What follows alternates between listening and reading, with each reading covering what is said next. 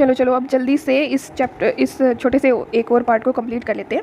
10-15 minute लगेगा और मैं कोशिश करूँगी हर रोज़ एक वीडियो आए। मेरे को भी अच्छा लगता है जब हर वीडियो पे कुछ सब्सक्राइबर आते हैं, अच्छे कमेंट्स आते हैं, और कुछ गलती हो तो भी बता देना, कोई दिक्कत नहीं है। फिर उसके बाद में क्या है, transcription unit and the gene क्या है, फंक्शनल यूनिट है इनहेरिटेंस की। आपके अंदर आई कलर है, आपके करली हेयर है, वो सब किसके कारण आया है? वो आपके अंदर आपके पेरेंट्स से आपके अंदर जीन आए हैं, उसी कारण आया है। और इसमें कोई शक नहीं है कि ये जो जीन है वो डीएनए पे होते हैं। It is difficult to literally define a gene in term of DNA. हमें ना जैसे हमने देखा था, सुनो पहले, ये डीएनए था, इसका ये पार्ट जीन बोला था, हमने बोला था कि पूरा डीएनए जीन नहीं है, उसके छोटे छोटे पार्ट हर एक है, वो ये ट्रांसक्रिप्शनल यूनिट है, और इसी ट्रांसक्रिप्शनल यूनिट को जीन बोला गया है। और ये यूनिट है ना, ये सिर्फ क्या नहीं बनाती, ये सिर्फ क्या नहीं, किसके लिए कोड नहीं करती, प्रोटीन के लिए कोड नहीं करती, ये आरएनए भी कोड करती है, टीआरएनए और आरआरएनए और एमआरएनए। एमआरएनए से तो प्रोटीन बनता है, और उस प्रोटीन से आपके अंदर जो ट्रेट आते हैं, जैसे आपका आई कलर हो गया, कर्ली हेयर हो गया, या फिर आपका कलर हो गया, वो आपके पेरेंट्स से ट्रेट आ रहे हैं। वो किसके कारण आ रहे हैं? एमआरएनए आगे जाके आपके प्रोटीन बना रहे हैं। तो ये वाला पार्ट है, वो ज़रूरी नहीं है कि वो आपके अंदर ट्रेट ही शो करे। वो क्या बना सकता है? टीआरएनए बना सकता है, आरआरएनए बना सकता है, और एमआरएनए बना सकता है। डीएनए सीक्वेंस क्या बोल रहा है कि the DNA sequence coding for tRNA rRNA molecule is also define a gene. तो उसको भी हम जीन बोलेंगे। जीन ओनली ऑन आपके अंदर ट्रेट नहीं ला रही है, वो क्या कर रही है? टीआरएनए और आरआरएनए मॉलिक्यूल भी बनवा रही है।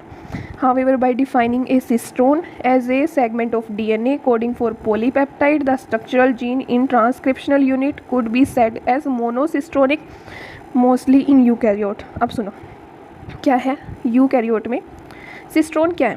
पहले ये बताओ सिस्ट्रोन क्या है? सिस्ट्रोन क्या है? सिस्ट्रोन एक जीन है। सिस्ट्रोन एक जीन है। इस जीन से एक ही अगर प्रोटीन बन रही है, पुराने टाइम में इसको जीन को सिस्ट्रोन बोला जाता था, और इस जीन से अगर एक ही प्रोटीन बन रही है, एक ही ट्रेट आ रहा है, तो ये क्या है? मोनोसिस्टोनिक। और वो किस में देखने को मिलता है? यूकैरियोट्स में देखने को मिलता है। ठीक है, आ गया समझ? ये सिस्टोन क्या है? एक डीएनए का पार्ट है जिसको हम जीन भी बोल सकते हैं।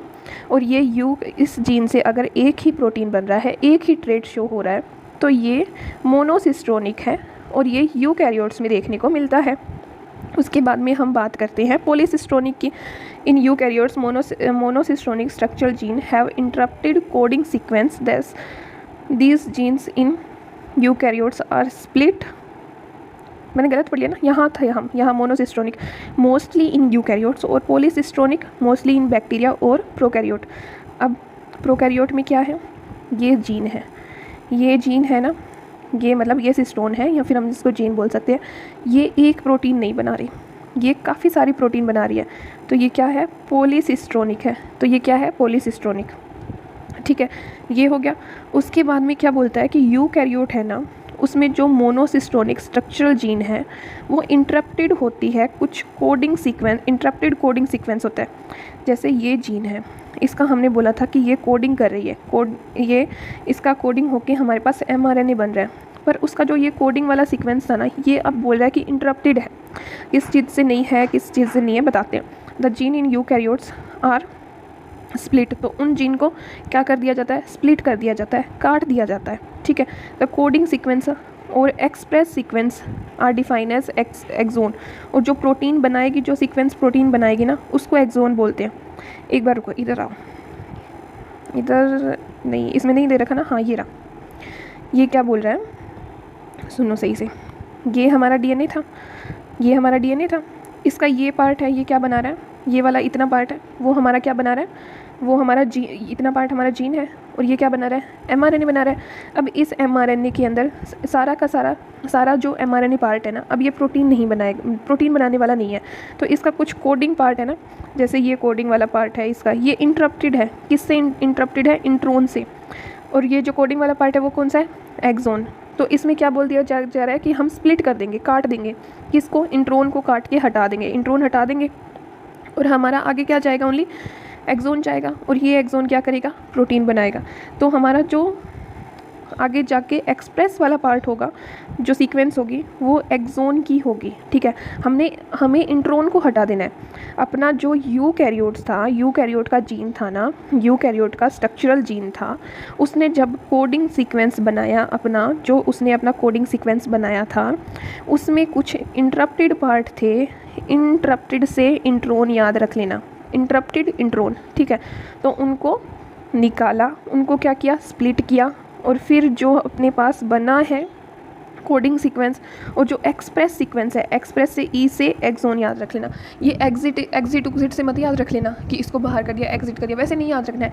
एक्सप्रेस से एक्सोन याद रख लेना और इंटरप्टेड से इंट्रोन याद रख लेना। ठीक है, इसके अंदर जो वर्ड यूज़ हुए ना उन्हीं से याद रखना। Exon are said to be the sequence that appear in mature process of RNA. जो हमारा एक्सोन है वो मैच्योर प्रोसेस ऑफ आरएनए में हमें दिखाई देगा। इंट्रोन जब था तो वो इमैच्योर था, जब हमने इंट्रोन को हटा दिया तो हमारा आरएनए क्या हो गया, मैच्योर बन गया। The exon are interrupted by introns are intervening sequence do not appear in mature process of RNA, mature में नहीं दिखाई देंगे। The split gene arrangement further complicate the definition of gene in term of DNA sequence. अब ये जो split gene segments थे ये further complicate कर देते हैं definition of gene in terms of DNA segment. DNA segment की डेफिनेशन को थोड़ा और ये कॉम्प्लिकेट कर देता है। अभी बताती हूँ, पहले इतना ध्यान हो गया, exon, intron, mature mRNA. Mature mRNA में ओनली क्या है, एक्सोन है। एक्सोन क्या है, एक्सप्रेसिव पार्ट है। और हमारा ये जो यूकैरियोट होता है वो क्या है, मोनोसिस्टोनिक है, मतलब एक जीन एक ही प्रोटीन बनाएगा, और वो भी क्या है, इंटरप्टेड है। और हमारा जो प्रोकैरियोट है, प्रोकैरियोट में क्या है, प्रोकैरियोट में क्या है, पॉलीसिस्टोनिक, पी से पोली, ठीक है, पी दोनों पॉलीसिस्टोनिक है एक, वो काफ़ी सारे प्रोटीन बनाएंगे। ठीक है, अरे तो ये तो हो गया कि ये जो इंटरप्टेड पार्ट था। अब इस जो कोडिंग वाला, ये कोडिंग वाला हमारा इस डीएनए के इस पार्ट से ये हमारा कोड हुआ, ये कोड के अंदर इंटरप्टेड पार्ट होने के कारण इसने कॉम्प्लिकेट कर दिया किसको, जीन को, कि जी मतलब ये वाला पार्ट है ना, मतलब जीन सीक्वेंस को, अपने पास जो जीन है ना, इसको अगर हम बोलते हैं कि definition of gene in term of DNA segment, इसको ये कहना थोड़ा कॉम्प्लिकेट किस कारण हो पाया, इन स्प्लिटिंग जीन के अरेंजमेंट के कारण हो गया। मतलब अगर यहाँ से क्वेश्चन आ सकता है तो इसका रीज़न थोड़ा सा ध्यान रख लेना। Inheritance of character is also affected by, हम क्या पढ़ रहे हैं, हम अभी तक सारा का सारा बोल रहे हैं कि जीन कर रहे हैं। ठीक है, उस जीन से एमआरएनए बना रहे हैं, एमआरएनए से प्रोटीन। अब ये डायरेक्ट ही थोड़ी जाके बन जाएगा, ऐसे थोड़ी है बस बनता ही जा रहा, नहीं, ऐसा नहीं है। इसके लिए कुछ और चीज़ें भी इंपॉर्टेंट हैं। तो इनहेरिटेंस ऑफ कैरेक्टर में ऑल्सो अफेक्टेड करते हैं promoter and regulatory sequence of structural gene. ये अपना स्ट्रक्चरल जीन था। ठीक है, ये स्ट्रक्चरल जीन था, इसके अंदर यहाँ 5' एंड पे प्रोमोटर लगा था और यहाँ क्या था, टर्मिनेटर लगा था। ठीक है, कौन सी कोडिंग, नॉन कोडिंग सीक्वेंस पे था, वो आपको ध्यान है ना, वो चीज़ें हमें अपने ने लास्ट में कवर किया था। तो hand some time the regulatory sequence. अब ये इसके ऊपर यहाँ पे क्या है कि कुछ प्रोमोटर हो गए, कुछ रेगुलेटरी सीक्वेंस है जो यहाँ पे क्या करेंगे, कंट्रोल करेंगे स्ट्रक्चरल जीन वगैरह, ये सब कुछ कंट्रोल करेंगे। ठीक है, सम टाइम रेगुलेटरी सीक्वेंस को ही हम क्या कहते हैं, रेगुलेटरी सीक्वेंस को ही हम रेगुलेटरी जीन भी बोल देते हैं। जबकि ये सीक्वेंस कोई भी कोड नहीं करता, कोई प्रोटीन नहीं बनाता, कोई आरएनए नहीं बनाता, कुछ नहीं बनाता, ओनली कंट्रोल करता है। और वो सब अभी हम देखेंगे, कौन कंट्रोल कर रहा है, कौन शुरू कर रहा है, कौन ख़त्म कर रहा है। ठीक है, तो जो अपने पास रेगुलेटरी सीक्वेंस था वो कोई भी प्रकार का आरएनए और प्रोटीन नहीं बनाता है, पर फिर भी इनहेरिटेंस को कंट्रोल करता है। फिर भी वो सीक्वेंस क्या करता है, इनहेरिटेंस को कंट्रोल करता है। Types of RNA and process of transcription. अब टाइप्स ऑफ आरएनए और प्रोसेस ऑफ ट्रांसक्रिप्शन, क्या इसके लिए मैं नया पार्ट बनाऊँ कि इसमें ही चलने देती हूँ। टाइप्स ऑफ आरएनए पर बड़ा हो जाएगा बहुत ज़्यादा। कितना है ये वाला,